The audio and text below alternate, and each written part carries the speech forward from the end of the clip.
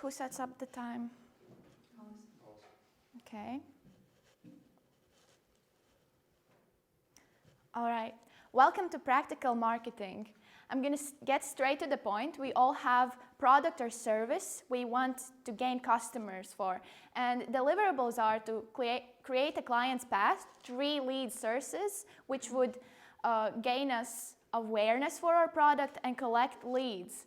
For this project, I set a KPI 200 leads, set up metrical, and 2 posts a day. And my initial problem solution was an app for artists to sell and buy their content, which would be poetry or lyrics with integrated copyrights, and also getting daily quotes on your phone. I created a client's path, which would be through social media. It would be for motivation for making content for other people and for entertainment. People would find my page through Explore page, through algorithms and outbound clicks from my other social media pages. Why would they be interested in my page? Because of the content, very specific one, which would be artsy, and with onboarding, which would be description on these pages that I post daily. How I would eventually earn with this is that they would be sending in their own content, and I could promote them when my page is big enough. And I would have different pricing plans. I could put it on my TikTok page or Pinterest, and they would get recognition. But first, I have to build this community. And afterwards, I would be getting reviews, and they would interact with my page. So let's get to it. My client's path were 3 main lead attraction sources: Pinterest, TikTok, and Instagram. First source was Instagram. I created description so people could find my other pages and understand what I would be posting about. I put down how my app would look like, the quotes, the inspo of poems, and features of the app. Second source was Pinterest. I really experimented here.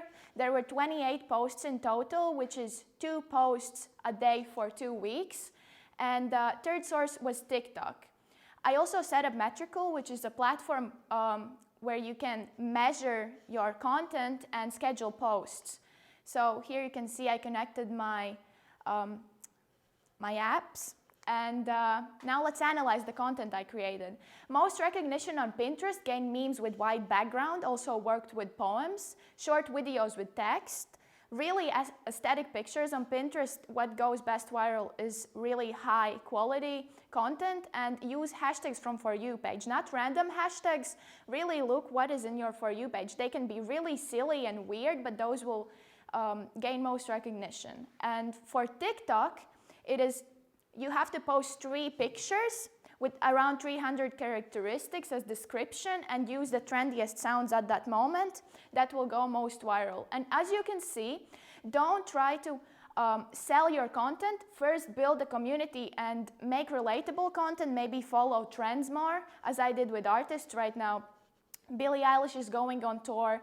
Tucker is releasing new album, and that's also connected with what I create. So I'm really trying to gain more recognition. And in summary, I got in Pinterest 2.8K impressions, and in TikTok 171 likes, which leads to summary reaching 6,644 reach and leads 171. And my next steps would be continuing posting on Pinterest and TikTok, collecting leads, creating this pricing plan, and eventually put in description this chance to promote people's content. And my reflections is that Facebook doesn't push content. You have to build community first before selling your product. Follow trends, and consistency in posting will gain more leads. Thank you. Are there any questions?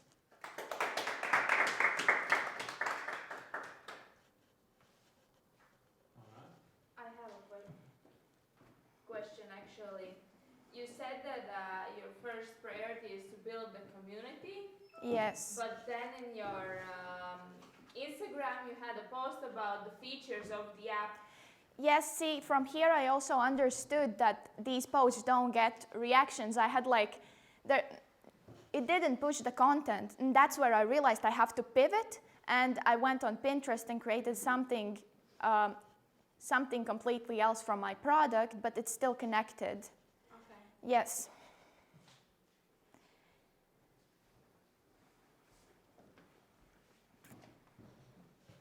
All right. Before Jan is jumping in, I like to see some numbers because this was about numbers. That's good. And we had some good insights. You can only get them when doing. Of course, you can read about them and kind of hypothesize about them, but at least you have them from taking action, which is really good. There's one thing what was kind of I was hooked on. I like the overall like design. I like that you tested your design, how the app could look, and making like starting actually finally to make a community, like get people to know it, because then it will be much easier for you to come to conclusion if to make it or not make it or do something more with it, which currently is a really good approach. At least I think like that. But there's one thing that was kind of I was hooked on at the beginning. You said I have a problem. No, what is that? My initial problem was an app. Yes, so I'm still thinking if I would start promoting people and asking money for promoting them, I would also build this community, and eventually I could still use this initial problem of an app. I could still make the app because I would have the community, but I would start I'm not sure if you heard what I said. It's like you're kind of making your solution your problem. Kind of you're mixing in one sentence problem and solution. Kind of the problem is the problem. The problem for customers. That's what I meant. You didn't state the problem. Then if you state the problem, then use maybe slide for a problem so we can understand. Oh, okay, I get it. Yes. Currently you said my initial problem was an app. Your solution becomes a problem now. Problem solution. Basically, you're making now all of these things just because you have a problem, you don't have an app. So it's kind of the snake that bites its own tail, kind of. The problem is that people don't have a place where to share their work and gain recognition about. That's the problem, and then the app would be a solution. Exactly. Yes. Don't mix those things together. Otherwise, you're just gonna. We have this thing what we had before, like you fall in love with your product, not with these clients. So yes. It starts to go that direction now. There's a line between what is problem and what is solution, because solution could be actually something completely else. A very quick observation. I remember that developing by experimenting, and you said that you're also one of the persons that doesn't have the place to share, but now you're sharing on all these social media platforms, and that is a space where you can share. And that's like, mind-blowing. It's like mind-blowing. So do we really need an app? But it's like, build your thing. I think the aesthetics and the community that you're trying to do, it's beautiful, and I think something will lead to it. I don't know if it's an app, but you're getting there. Okay. The community is currently, you will see if there is a problem, because you still have the hypothesis that there is this problem. Yes, well, it would gather all the people in one place, and they could actually earn from it as well. But as I said, first I have to build this community and check how that's going. Mm-hmm. Yeah. So, on to Janis, I guess.